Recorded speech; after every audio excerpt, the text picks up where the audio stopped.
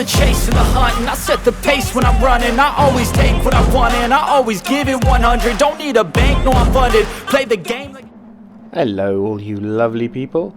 Sparks here with a video that's going to be a bit more of an opinion piece rather than some race highlights or one of my famously helpful track guides. So this one's really about the long-standing relationship between the infamous Gran Turismo franchise and its player base, its fans, its streamers, and anyone who just plays the game here and there really. So I'm going to split the video into two halves. I'll concentrate on everything we love about Gran Turismo, and I guess more specifically Gran Turismo 7, you know, the reasons we love it. We spend hours and hours trying to improve, trying to get that perfect tune, and even simply admiring the stunning visuals that this game has to offer. So just to introduce myself to the scene, I've been playing Gran Turismo for a long time, a very, very, very, very long time. Though I did skip GT6. I've played through all the titles back through GT Sport down to the original Gran Turismo Classic on the PlayStation 1. And I've generally been fast enough to be involved in various esport teams throughout the years, so I feel I'm relatively in a positive position to hopefully give some valid opinions about the current feelings surrounding Gran Turismo at the moment. Over the years, Gran Turismo has given millions of players countless hours of excitement.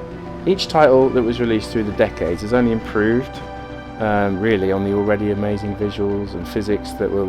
The physics were miles ahead of its time, and the intuitive controls that made it easy to compete with beginners and advanced players alike, and just to jump in and have a blast. And then in 2017, Polyphony released Gran Turismo Sport for the PS4, and this title focused on the online aspect of sim racing and was supported by the international governing body of motorsport, that's the FIA. And with that, the players could race for the chance to qualify for the FIA-supported World Series. And it also introduced, I don't think, an ever-seen-before online penalty system. This was implemented to encourage clean and fair racing. While it did have, the game had an offline arcade mode, Gran Turismo Sport was primarily focused on online competitive racing, and it was only 20 quid. So by 2019 I think it already had sold over 8 million copies. I mean, for me personally, 2017 was the beginning of a new era of Gran Turismo. It felt like there was a huge community of players that had otherwise not known each other, and they were all being brought together. I mean, you had YouTube streamers beginning to live stream their races every day, and we saw the likes of the Key 25, Rory Alexander, and Super GT, just to name a couple or few. And then this gave the community an even bigger boost, and players like all over the world tuned in and watched the fastest races live. And then we started to see names such as TRL Lightning and IOF Racing, Nick McCosey, trying to think here, Sky Pikmin, and not only could you watch them race, you could also join in and race against them too. And this for me was a golden era of online racing. Gran Turismo Sport really kicked that off, for me anyway. And then in March 2022, Polyphony Digital released Gran Turismo 7. Now this was to be the true sequel to Gran Turismo 6. While not only including the ever popular sport mode featured in Gran Turismo Sport, it also heralded the return of the single player campaign, and bringing with it dynamic weather, its hyper-realistic visuals and tyre physics, and everyone was so excited for this one. And yet again, the community was brought together closer than ever before to enjoy the excitement of enhanced online racing, as the infamous single-player campaigns that Gran Turismo has historically always had. And I think to date, Gran Turismo has sold over 10 million copies since it was released, and it's still the source of millions and millions of players around the world's fun and excitement with online gaming. I mean, another thing is, I can't even begin to imagine how much money has been spent by players buying racing rigs racing wheels and like a whole boatload of racing gizmos and accessories just to try and make themselves even more immersed, and maybe gain a few tenths in their qualifying times, you know, myself included. So Gran Turismo really has produced some of the most incredible online races. It's brought millions of players together, and it's created a community like no other I know. This is why we adore Gran Turismo. Now, with all that said, imagine this. Imagine you have just bought Gran Turismo 7. You load up the game and you want to have an online race, you know, in one of the 3 daily races that are updated every week. Well, you can't. You have to go into the cafe area of the menu and complete 9 of the menu tasks to unlock the sport mode section of the game. Okay, that's fair enough. I can see why this has been implemented into the game.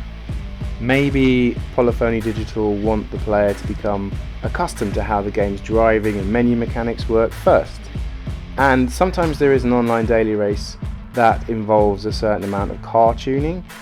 So, and I know car tuning has a brief run through within those 9 cafe menu tasks. I can't remember which one it is exactly, but it does run through it briefly. So yeah, I can see why this is part of the GT7 experience. But then, let's say you've done all your 9 cafe menu tasks, because all you want to do is get on an online race and get out there, right?